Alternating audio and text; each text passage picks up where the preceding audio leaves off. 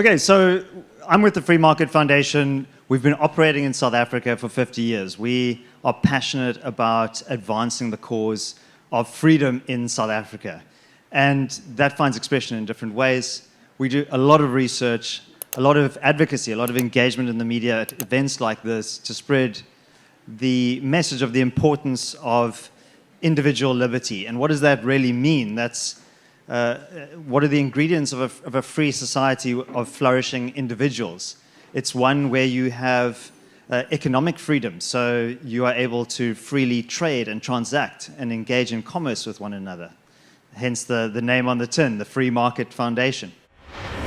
But also to realize and understand that the state can be and very often is a major vector of attack on productive society, on peaceful societies and so on.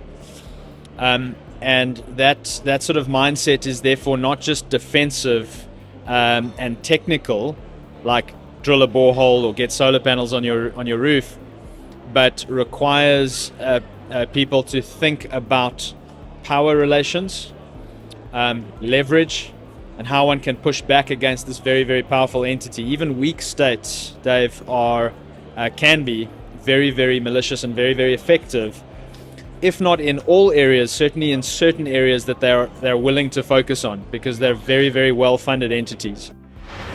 And we think there's something very special in South Africa that we have that other people don't have, and that's that we have people like yourself, the Free Market Foundation, the IRR, Sakeliga, AfriForum, all these parallel institutions that are building alternatives to the state.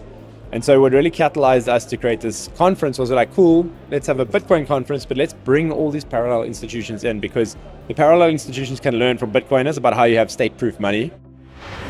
And one of the core tenets of Bitcoin is exactly what you spoke of today, ownership. You know, it's the one asset in the world you can own, and you cannot be forced to surrender it. You can decide when you surrender it, but only if you actually own it yourself. And that comes down to owning the private key of the Bitcoin. The problem in a company or institutional, even a family, a complicated family structure, is one person holding one key is a huge risk to the rest of the parties or individuals. And especially when you're dealing with like a non-profit, like the Free Market Foundation or other larger enterprises, you've got to get some institutional governance around how that Bitcoin is held. And the way we're doing this is using native to Bitcoin technology, multi-sig. And we create a 2 of 3 multi-signature solution for our clients that delivers that business banking for Bitcoin to the board or to the chairman or to the key individuals. I love what the Free Market Foundation published this week. Thank you for putting that out. It was Bitcoin. You made it very clear. It's not crypto, it's Bitcoin. And I think that's so important. When we think about state proofing, it's a way of mitigating against the hostility as well as the incapacity of the state. And some of the principles of state proofing are, in my view, very resonant with Bitcoin. So I'm very enthusiastic about Bitcoin, but I'm not as in the weeds as many of you here today. I'm not a developer, I'm not a Bitcoin entrepreneur, but I think that Bitcoin really holds great promise as a form of sound money.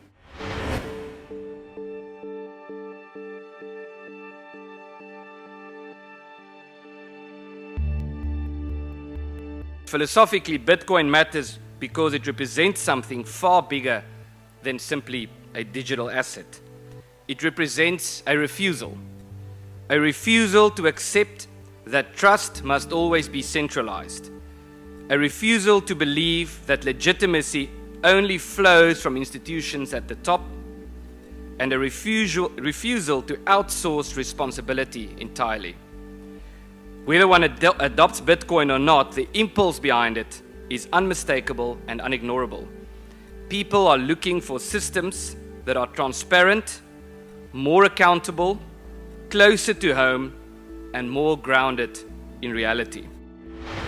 Bitcoin's a great example of this. Bitcoin was not just a random occurrence. It was a deliberately designed protocol specifically to protect against state attacks in the monetary sphere, over-regulation of banking transactions and money itself, and the meddling in money itself.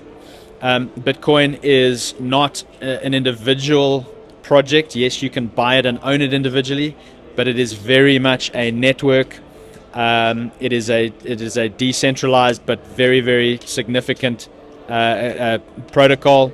And so I think Bitcoin actually has lessons for us in what it means to be resilient to not just monetary failure like you might see in a hyperinflation, but actually when fiat money doesn't fail and regulators are capable and try to monopolize and fully control the monetary sphere. Bitcoin offers, I think, an off-ramp for people who want to reclaim that kind of, if you like, that sovereignty over their own, monetary kind of life. Yeah, I think the benefit of Bitcoin, there are so many different benefits of Bitcoin, but one of the most important is that people on a Bitcoin standard, people who start to live and engage with Bitcoin, start to think long-term instead of short-term. And so look, I'm going to delay buying this thing now. I had a friend who wanted to buy a Suzuki Jimny, and he said, I'm going to buy that Jimny, but you know what? I'm going to buy it when it costs 1 Bitcoin.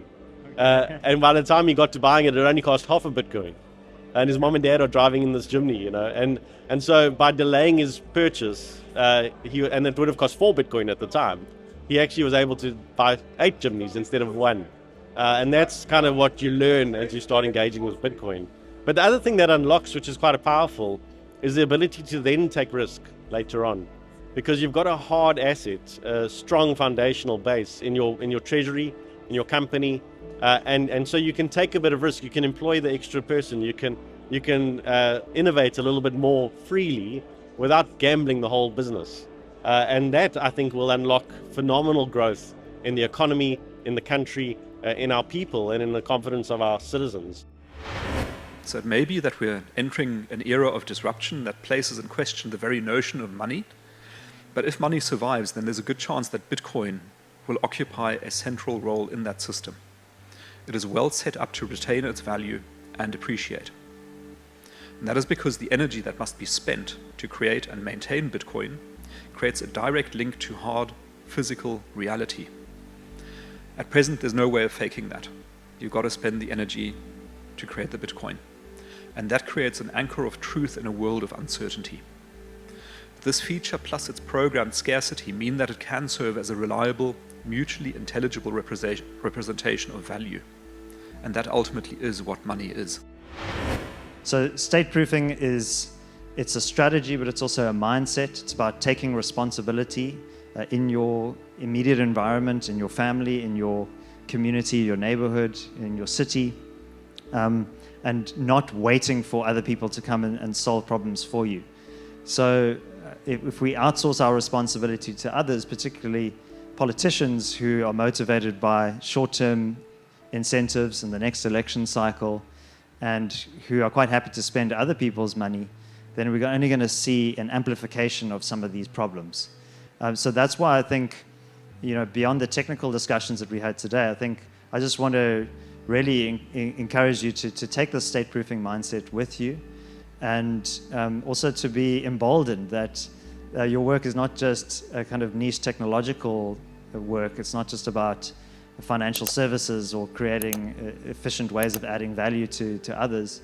It's also, there's a great and much deeper and broader social function to what you're doing. And I think there's beautiful emergent order in this room. A lot of people separately pursuing their own objectives, but through that we can actually create beautiful, complex, and world-changing systems. So thank you very much for the work that you're doing.